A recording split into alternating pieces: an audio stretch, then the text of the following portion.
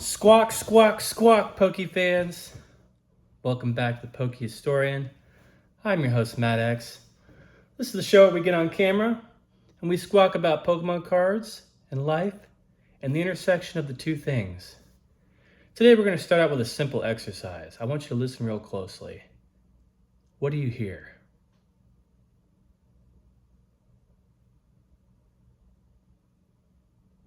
Did you hear it?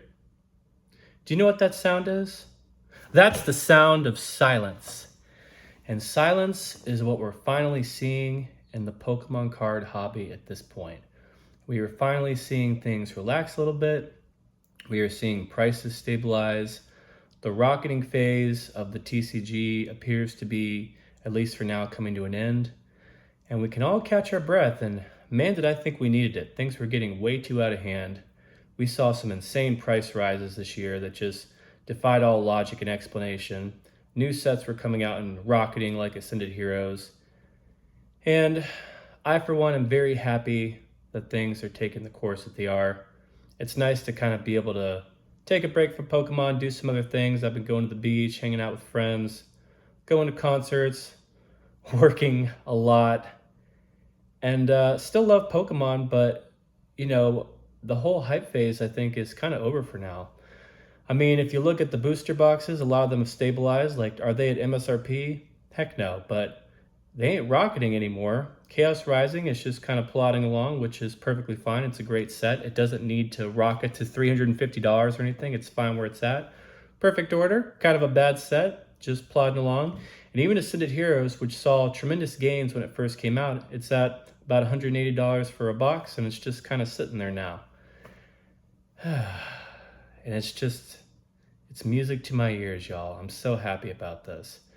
Now, as far as the single cards go, we are still seeing some movements in certain pockets of the market. For example, Black and White has seen a lot of movement lately. I was telling y'all months ago how I thought Black and White was the move. Some of you probably thought I was right. Some of y'all probably thought I was crazy, but it kind of makes sense that that set is doing so well just because it's got so many illustrations, special illustration rares. And it doesn't seem like it was printed that much. It seems like Pokemon really kind of focused on other sets when that was coming out.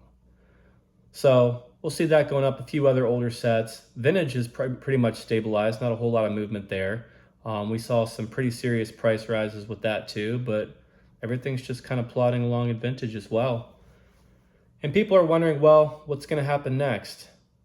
Well, I can tell you that from what I've seen and from what I've been hearing, a lot of people are silently selling off a lot of their positions. They're seeing what they would call the top or whatever, and they're quietly moving out of Pokemon into other things. Of course, I'm sure we've all heard the news how Lorcana's doing very well. I'm not going to really comment on that. I don't know anything about Lorcana. I don't invest in Lorcana. Actually, I'll take that back. I think I have one Lorcana card that I got like when I went to Disney World one time. But people are moving on to that, moving on to other hobbies. They're enjoying the summer. I mean, even me, myself, I've been moving on to other TCGs. One funny thing I bought, actually, I was doing some research because I knew that there was a Harry Potter TCG back in the early 2000s around the time that Pokemon was doing the E-Series cards. And I started looking at some of the artworks from this TCG, and I really liked it. I'm like, you know what? I need to get myself a booster box from that set. So actually, after I finish filming this video, I'm heading over to the post office to pick up my first Harry Potter booster box. And I'm really excited. The artwork's really cool. I think it's a really neat thing to have. And as a collector, it's fun to kind of branch out and look at other things, right? So yeah, as far as this market goes, I do think we've kind of reached the top here, at least for now. I mean, if you look at just all the gains we've had, all the signals that we've been having with all the celebrities jumping in, all the flipping. I mean, when you go to Collecticon, it's mostly people like investors selling to investors. You don't see a lot of the actual true fans out there buying a lot of these $1,000, $2,000, $3,000 cards.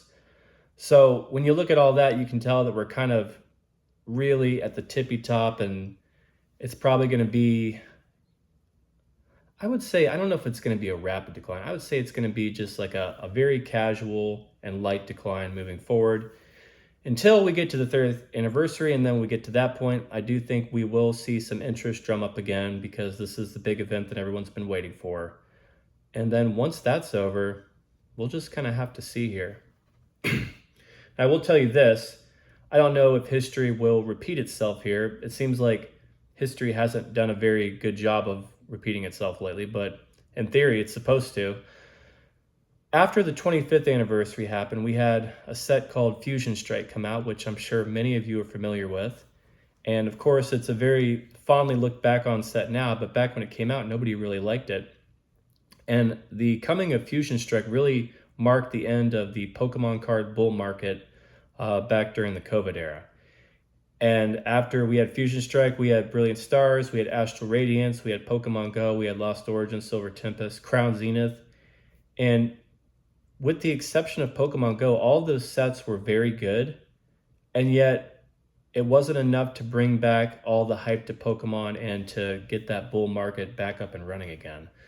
So I think that's an important lesson here to keep in mind. So even if we get some really good sets after the 30th anniversary set comes out, it doesn't necessarily mean that the market is going to come raging back and things are going to go crazy again and things are going to continue to skyrocket. We have seen in the past a time when Pokemon cards declined even when we had good sets come out. And I know that's hard for some of you to believe. Some of you like, nah, like if the sets stay good, like of course the market has to continue being hot, but at least in the past, we've seen that that is not always the case.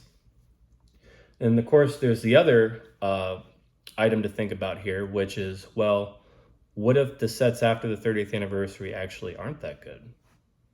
We will be moving into a new generation here pretty soon with Winds and Waves.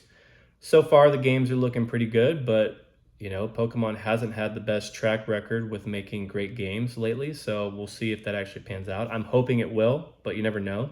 So if we had some bad games come out, maybe some of the new Pokemon weren't that well designed, if you had a couple TCG sets that were based around these new Pokemon that nobody really cares for, that could also further contribute to a bit of a decline for the bull market there, which of course at that point, I guess will be completely over.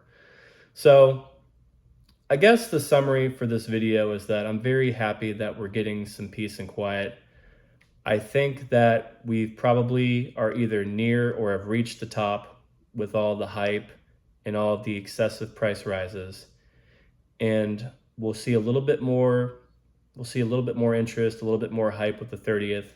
And then after that, my bet is, and that's the fun thing about making these videos, is we get to see how I do with my predictions. But I think after the 30th, we're going to see a real cooling off period. And that's why a lot of people are selling now, because they're thinking like, well, I want to go ahead and just get my stuff sold now before we even start really looking at the possibility of a cooling off period. So, but you won't hear too much about it. The people that are selling, most of them aren't going to say anything. They want to make sure they get their stuff sold without creating any panic. But I've been selling stuff here and there, things I didn't want, and buying other cool things I want, like this skimboard. So if you want to sell something, go ahead and sell. There's nothing wrong with that. You'll make some good money. It's so easy to sell now.